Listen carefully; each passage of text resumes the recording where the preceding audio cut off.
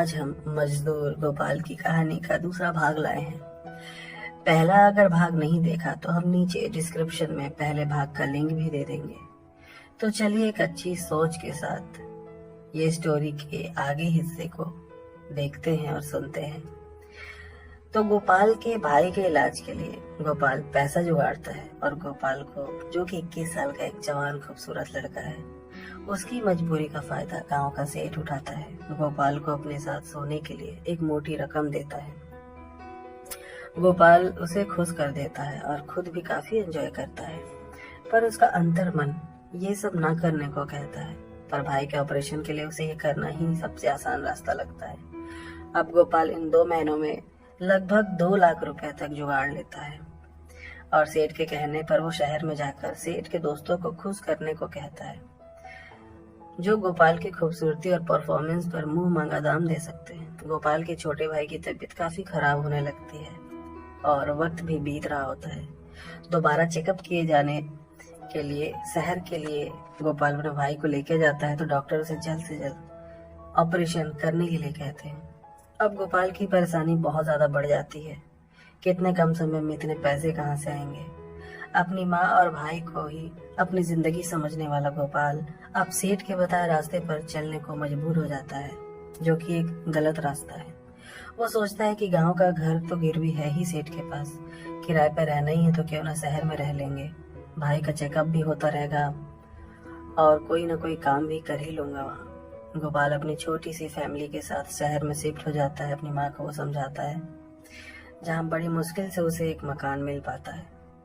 गोपाल शहर शिफ्ट होते ही अपने गांव वाले सेठ को कॉल करता है और उनके दोस्तों के नंबर लेता है। गोपाल काफी घबराया हुआ होता है कि आखिर कैसे मिलूंगा और कहाँ मिलूंगा सभी से, और मिलूंगा नहीं तो इलाज कैसे होगा भाई का। गोपाल शहर जाने के बाद बिल्कुल आराम नहीं करता। वो माँ से कहता है कि माँ परेशान ना होना, छोटे का इलाज जल्द ही हो जाएगा, मैं कल ही काम की तलाश में निकलूंगा। और ऐसे ही कह गोपाल सेठ के दोस्तों में से एक से मिलने जाता है। दोनों कैजुअली किसी छोटे से चाय की दुकान में मिलते हैं।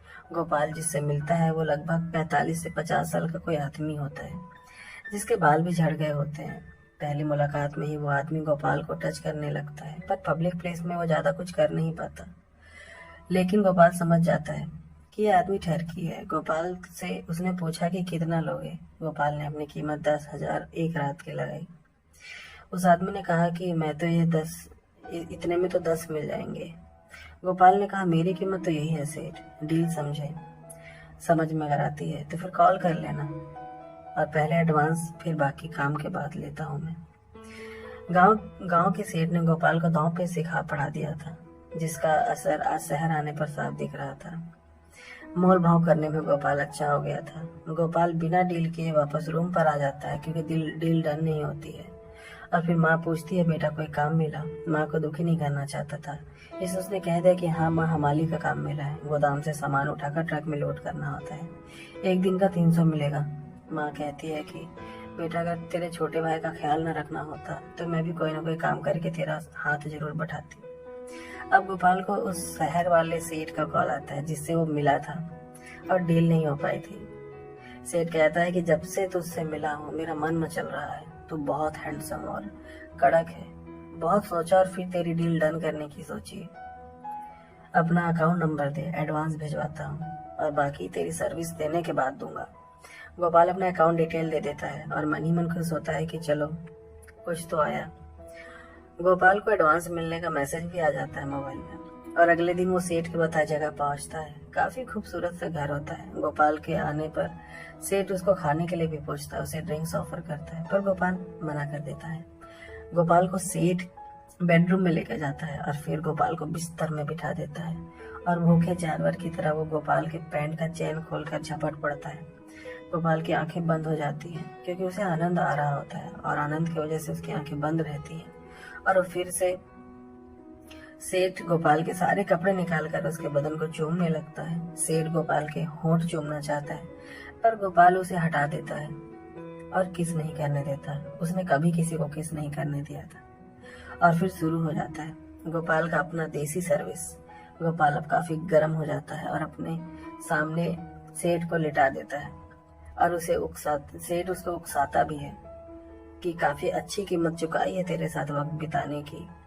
मेरी प्यास तो तुझे बुझानी ही पड़ेगी। दम दिखा और मेरी आंख शांत कर। गोपाल अब शुरू होता है और सेठ की चीखें निकलनी शुरू हो जाती हैं। गोपाल ने काफी देर तक किया और सेठ की बोलती बंद कर दी, क्योंकि गोपाल ने सेठ की महीनों की गर्मी शांत कर दी थी। सेठ काफी खुश हो गया था। सेठ गोपाल की तारीफ करता है और कहता है कि तुझे झेल पाना सबके बस की बात नहीं। ले बाकी के पैसे, और जब भी मेरे बीवी बच्चे नहीं होंगे तुझे बुला लिया करूंगा ऐसे ही। अब ऐसे ही गोपाल मेहनत और मजदूरी भूल कर न जाने कितनों से मिलता है और नए लोगों से जान पहचान हो जाती है। 4 महीने पूरे होते हैं और तब तक वो 4 लाख तक इकट्ठे कर लेता है। भाई का ऑपरेशन अच्छे से करवा भी लेता है। गोपाल भगवान का और सेठ का धन्यवाद करता है। अपनी माँ और भाई के चेहरे में वो खुशी देखता है। सब कुछ ठीक हो जाता है। गोपाल अब अपनी माँ और भाई को गांव पहुंचाता है और सेठ से गिरवी रखी घर भी छुड़ा लेता है। गोपाल की माँ कहती है कि बेटा अब तो सब ठीक हो चुका है, शहर में मन नहीं लगता था, तू कैसे वहाँ अकेले रहेगा, तू यहीं रुक जा, अब शहर न जा। माँ के कहने पर भी गोपाल नहीं मानता और कुछ दिन रुकने के बाद वापस वो कमाने के नाम पर शहर लौट आता है। गोपाल अब अकेला रहता था। माँ और भाई को गांव में पैसे भेज दिया करता। एक दिन गोपाल को किसी पर्सनल की पार्टी के लिए कॉल आता है, जहाँ 3 लोगों को खुश करने के लिए 30,000 की डील होती है। और अब गोपाल उस पार्टी में जाने के लिए रेडी भी हो जाता है, जहाँ काफी अमीर लोग आए हुए होते हैं। बिना सोचे समझे गोपाल ये फैसला ले लेता है। गोपाल भीड़ देखकर थोड़ा घबराता है, पर फिर लोग जब उसे देखते हैं सभी गोपाल को देखकर आकर्षित हो जाते हैं। सभी ग्राहक एक कमरे में उसे ले जाते हैं और जहां पर 3 के बदले 5 लोग होते हैं। इसे देख करके गोपाल का मन घबरा जाता है। गोपाल कहता है कि बात 3 की हुई थी, यहाँ तो 5 है। गोपाल को कस्टमर कहता है कि मिल जाएगी तुझे तुम्हारी रकम, बस वो करो जो हम कहते हैं। पर गोपाल कहता है नहीं नहीं, मैंने कभी नहीं किया इतनों के साथ, मुझे नहीं हो पाएगा, मुझसे ये हो ही नहीं सकता, मैं नहीं कर पाऊंगा, और जाने लगता है। पर लोग उसे जाने नहीं देते, कमरा बंद कर देते हैं और कमरे में कुछ लोग और घुस आते हैं। सभी गोपाल को पकड़ के एक चेयर में बांध देते हैं। गोपाल डर जाता है। अब वो समझ जाता है कि कुछ तो गलत होने वाला है। फिर कहते हैं कि प्यासा छोड़ के कैसे चला जाएगा, डील तो हुई है, अब आ तो गया है, खुश तो तुझे करना ही पड़ेगा, हमारी पार्टी खराब करेगा क्या। उसे जबरन नशीला पदार्थ पिलाते हैं और फिर गोलियां, जिससे कि गोपाल को कोई कमजोरी ना आए और वो सबको खुश कर सके। अब गोपाल के साथ जबरन करते हैं। गोपाल को हल्का हल्का होश होता है और उसके साथ सारी चीजें होने लगती हैं। उनमें से कुछ ने गोपाल के साथ कुछ ऐसा कर दिया जो गोपाल ने कभी नहीं करवाया था। अब चीजें गोपाल के साथ भी हुई थी। कुछ लोगों ने उसके साथ बहुत बेरहमी से चीजें की थी। गोपाल को काफी दर्द हुआ और हालत खराब भी हो जाती है और सभी उससे अपनी प्यास बुझाते हैं, चाहे वो टॉप होते हैं बॉटम होते हैं। और काम हो जाने पर गोपाल को एक सुनसान जगह में फेंक आते हैं और जब जेब में उसकी जो सर्विस की चार्ज होती है वो पैसे भी डाल देते हैं। उस पार्टी में विभोर भी था, पर विभोर सिंपल सा एक आदमी था। गोपाल को कमरे से निकालते हुए देख लिया था उसने, पर विभोर समझ गया था कि कुछ तो गड़बड़ है। जिस कार से गोपाल को फेंकने गए थे लोग, विभोर ने उस कार का अपने कार से पीछा किया और फिर विभोर को समझ गया था कि इन लोगों ने गोपाल के साथ दरिंदगी तो की ही है। गोपाल की जब अगली सुबह आंख खुली तो सामने एक डॉक्टर होता है और एक आलीशान घर जो कि विभोर का घर होता है। विभोर एक बिजनेसमैन जो कि काफी अमीर है और दिल का साफ और मेहनती। उसने सब कुछ मेहनत से पाया था, कोई शॉर्टकट तरीका नहीं अपनाया था। विभोर अपने पर्सनल फैमिली डॉक्टर को बुलाकर गोपाल का ट्रीटमेंट करवाता है और गोपाल को बताता है कि लोग किस तरीके से उसे रोड पर फेंकाए थे और उसने रोड से उसे उठा के लाया। विभोर को लेट होता है, वो ज्यादा बात नहीं करता। गोपाल से कहता है कि आराम करो, शाम को आकर के बात करते हैं, किसी चीज की कोई कमी होगी तो नौकरों को कह देना, तुम फिलहाल अभी आराम करो। शाम को जब विभोर घर वापस आता है तो गोपाल से उसकी बातें होती है। वो तबीयत पूछता है, फिर गोपाल को समझाता है कि तुम्हें पता भी है तुम किन लोगों के साथ फंस गए थे और ये तुम अपनी लाइफ के साथ क्या कर रहे हो। अपना नहीं तो अपने माता पिता का तो सोचो, कल तुम्हारी जान भी जा सकती थी। तुम्हें वो लोग मरने के लिए रोड पर छोड़ गए थे, कोई गाड़ी कुचल देती है, कुछ हो जाता तो फिर तुम्हारा क्या होता। इतने में गोपाल की आंखों में आंसू आ जाते हैं और उसे अपनी गलती का एहसास हो जाता है। विभोर के पूछने पर गोपाल अपनी सारी कहानियां बताता है। गोपाल से कैसे सेठ ने ये रास्ता दिखाया और कैसे इन सब में वो फंसा आखिर।